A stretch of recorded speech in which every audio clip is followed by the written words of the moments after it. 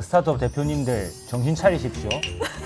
대표님들 회사 아닙니다. 우리 회사에 김 대리가 퇴직을 하면 어떤 이익과 손실이 있을까요? 못하는 사람이면 이익이 있을 것 같은데. 총 비용 50만 원. 와.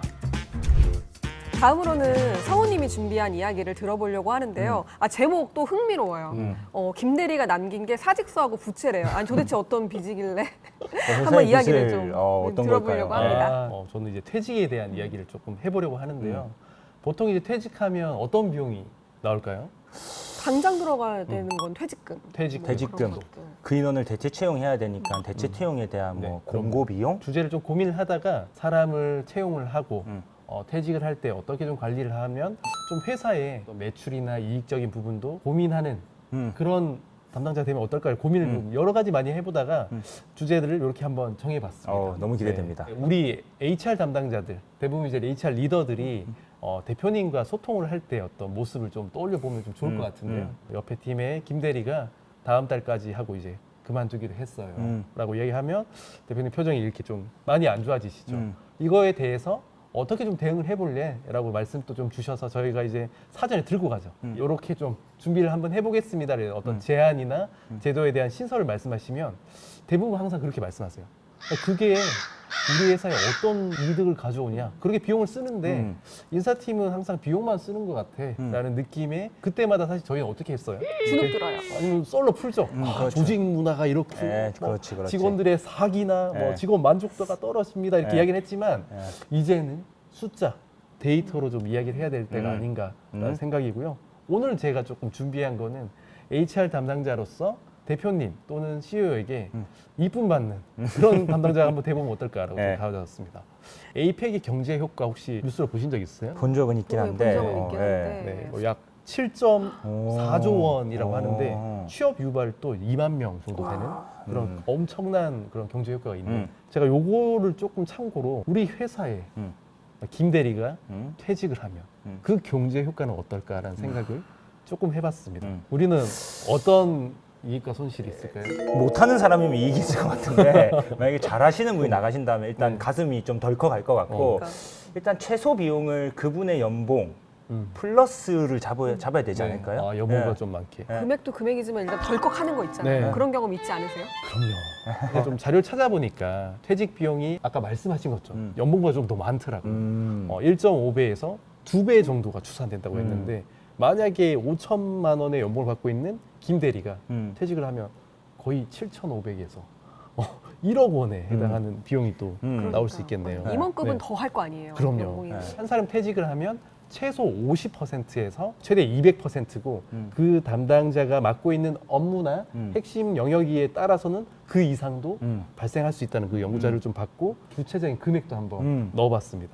퇴직 비용에는 크게 이제 3대 퇴직 비용이 있다고 하는데 좀 어떤 게 있을까요? 한번 맞춰보시겠어요? 여러분들도 같이 한번 맞춰봐 주세요. 아무리 이제 저희가 인수인계를 잘한다고 하더라도 100% 완벽한 인수인계는 없잖아요. 그럼요. 그러니까 손실되는 뭐 지식, 뭐 아니면은 뭐 노하우, 네. 히스토리 네. 그런 것들이 또 비용으로 녹아져 있지 않을까? 맞아요. 우리가 그냥 흔하게 말한 직간접비 뭐 그런 게 포함되어 있을 것 같긴 해요. 아. 네.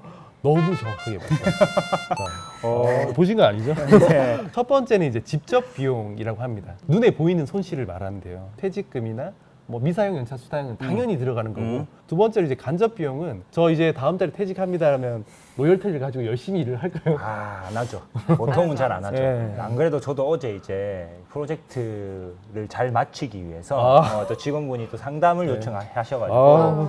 여기 못 올 뻔했습니다. 잘 마무리 되신 다행히 네. 다행스럽게. 축하드립니다. 네. 저희 리더들이 이렇게 심장 떨릴 때 그 비용도 이제 간접 비용인 거죠. 그럼요. 그렇게 들어가야 될 것 같아요. 기회비용은 아까 이성님이 말씀도 해주셨는데 우리의 지식이나 노하우를 가지고 있는 핵심 인재가 떠나는 경우에는 그게 더 이상 이제 사내에 남아있지 않는 경우에 그런 손실도 같이 들어간다고 좀 보시면 될 것 같습니다.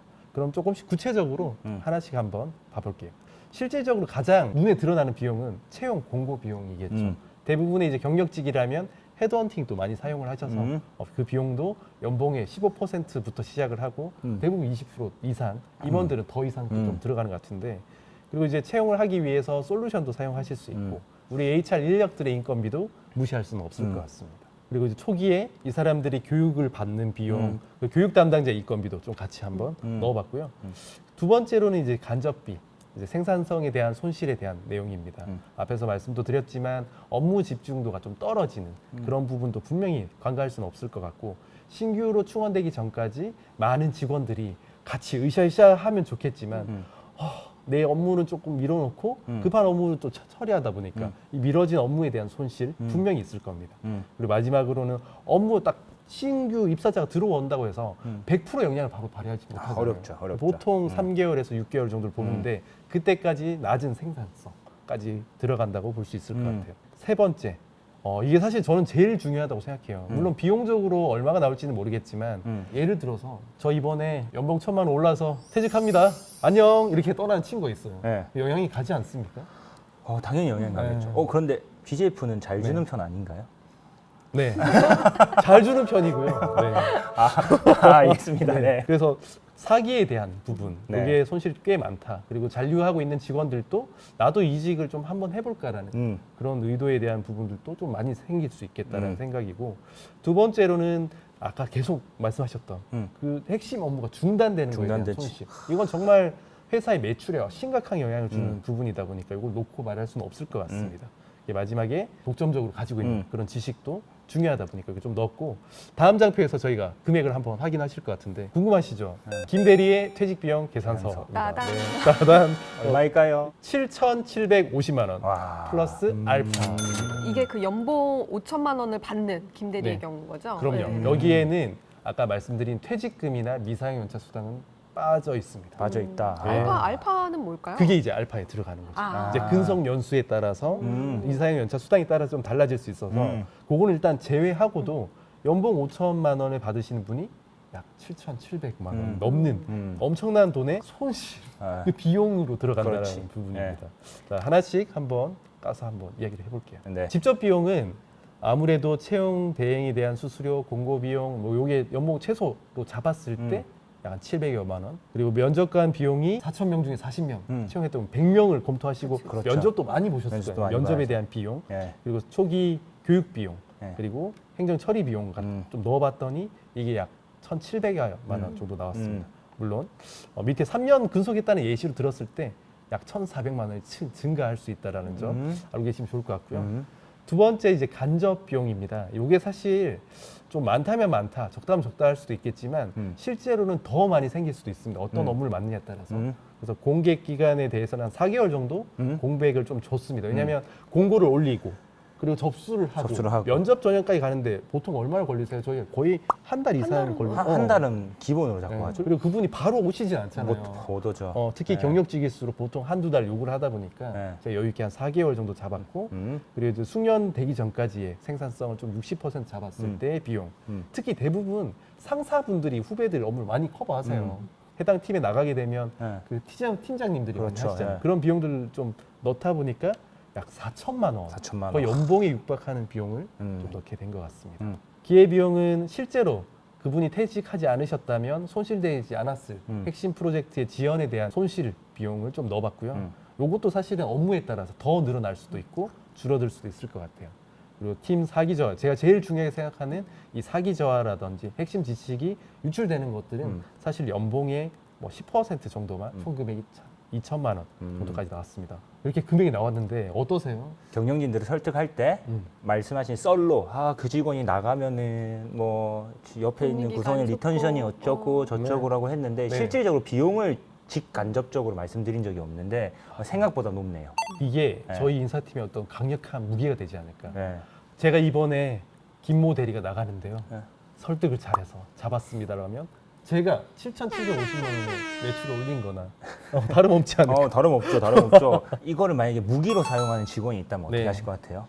나 나가면은 한 8천만 원 드는데 네. 저 지금 5천 받으니까 한 3천만 올려주십시오. 네. 그 비용 아껴드립니다. 벌어드릴게요. 네. 이러면서 네. 사실 나가야 될 친구들은 사실 나가야 돼요. 요게 제가 좀 부정적으로 안 썼으면 했었는데 나가야 되는 직원이라면 사실 오히려 손실이 아닌 이득이 될 수도 있습니다. 아, 그럼 그렇군요. 퇴사할 때 네. 퇴사 비용을 제가 만약에 못 듣는다면 네. 저는 나가도 돼요? 아닙니다. 어디까지나 네, 비용적인 부분은 여기까지로만 사용하시는 걸로 네. 하면 좋을 것 같아요. 제가 마무리 좀 해보려고 하는데요. ROI라는 개념을 저희가 보통 교육할 때 교육 ROI 많이 쓰잖아요. 투자 대비 효과가 어떻게 됐느냐라고 했을 때도 실질적으로는 이런 설문을 통해서 이런 거 잘 몰랐는데요. 이게 좀 알게 됐습니다. 정도 수준으로 사실 많이 썼던 것 같아요. 어떠세요? 이런 ROI에 대한 이야기들을 좀 대표님이나 아니면 어떤 보고하실 때 좀 넣으시는 편인가요? 저는 조금 낯설기는 해요. 네, 네. 저도 많이 낯설어요. 저도 사실 많이 낯설었는데 이번 자료 준비하면서 선택을 할 때 예를 들자면 A라는 교육도 있었고 B라는 교육이 있었는데 ROI를 적용해서 A라는 교육 프로그램 효과가 좀 더 좋았다. 그냥 말로만이 아니라 실질적인 수치가 이게 이만큼이었습니다. 200%였습니다. 50%였습니다. 이게 나오게 된다면 우리가 좀 더 집중해야 될 걸 확인할 수 있을 것 같아요. 우리 가치에 대한 증명. 그리고 두 번째로는 선택을 해야 되는 그런 순간에서 어떤 걸 먼저 좀 우선적으로 해야 될지. 그리고 마지막으로 우리가 좀 우리 말에 힘이 실리는 그런 것들을 하기 위해서는 이 ROI, 투자 대비 효과에 대한 부분을 조금 더 신경 쓰면 어떨까 해서 좀 장표들을 마지막으로 좀 준비해봤는데요. 우리 인사팀 그리고 HR 활동이 전략적인 가치가 있는 부서로서 좀 나갈 수 있지 않을까 생각을 해봅니다. 썰을 풀고 뭐 이런 것도 중요할 수 있습니다. 하지만 우리의 그 말에 힘이 실리고 좀 근거가 되기 위해서는 어떤 재무적인 언어, 숫자라든지 데이터가 꼭 필요할 것 같아요. 그래서 그런 부분들을 좀 준비할 수 있는 인사 담당자들이 앞으로 많이들 나타나신다면 회사가 한층 더 발전할 것 같습니다. 뭐 지금 해주신 얘기가 이제 데이터가 중요하다, 데이터가 설득의 무기가 된다 이런 얘기인데 인사 담당자가 아니더라도 그럼요. 네, 좀 중요한 것 같아요. 네. 데이터가 중요하다고 말씀해주셨는데 조금 더 현실적인 팁 같은 건 없나요? 뭐 우리 엘리베이터 토크라고 하죠. 정말 짧은 시간에 대표님과 소통을 하거나 임원분들과 소통할 때 좀 준비되어 있는 자세가 필요하긴 해요. 우리 퇴직률이라든지 아니면 어떤 비용적인 부분들을 다시 외우지 못하잖아요. 뭐 그러다 보니까 뭔가 딱 물어보셨을 때 네. 이렇게 말씀을 드릴 수 있게 좀 준비를 하고 좀 다니고 있는 편인 것 같아요. 맞아요. 저도 네. 이렇게 수첩 같은 거에다가 저희 뭐 직군별로 몇 명인지 뭐 네. 이런 거 적어놓은 친구들 있으면 네. 보기 되게 좋더라고요. 네, 맞아요. 강제는 아니죠? 아닙니다. 강제는 아니죠? 네, 알겠습니다. 네. 오늘 두 분의 이야기를 들었는데 제가 처음에 시작하면서 저희가 소속하고 있는 회사가 성격이 조금 다르기 때문에 그 다른 점에 대해서도 이야기를 해보자라고 얘기를 했는데 듣다 보니까 굉장히 본질적이고 중요한 얘기여서 되게 동감할 수 있는 그런 이야기를 좀 나눈 것 같아요. 그래서 개인적으로도 두 분께 배울 수 있었던 기회였습니다. 저도 오늘 사실 이 촬영을 하게 되면서 우리 스미남, 인성님 통해서 많은 것 좀 배웠던 것 같고 소통이 진짜 중요하구나 네. 그런 생각을 좀 많이 하게 됐던 것 같아요. 저는 여러분들이 다시 한번 말씀드리지만 스타트업에 꼭 발 담궈 보시기를 적극 권장드립니다. 네. 저희 회사도 좋아요. CU 많이 사랑해 주세요. 그럼 마무리할까요? 네. 안녕. 스타트업 대표님들 정신 차리십시오. 대표님들 회사 아닙니다. 네. 어디서 가져오지 마시고 대표님의 회사만의 조직 문화와 제도를 만드시기를 꼭 당부드리겠습니다. 대표님, 저는 저희 회사가 보다 훌륭하다고 생각합니다. 말해도 되는 거예요? 특정 지어주면 안 지금 돼. 지금 나는 승진 대상자한테만 점수를 공정하다고 느끼지 못할 평가라면 하지 않는 것이 공정성을 잃게 되면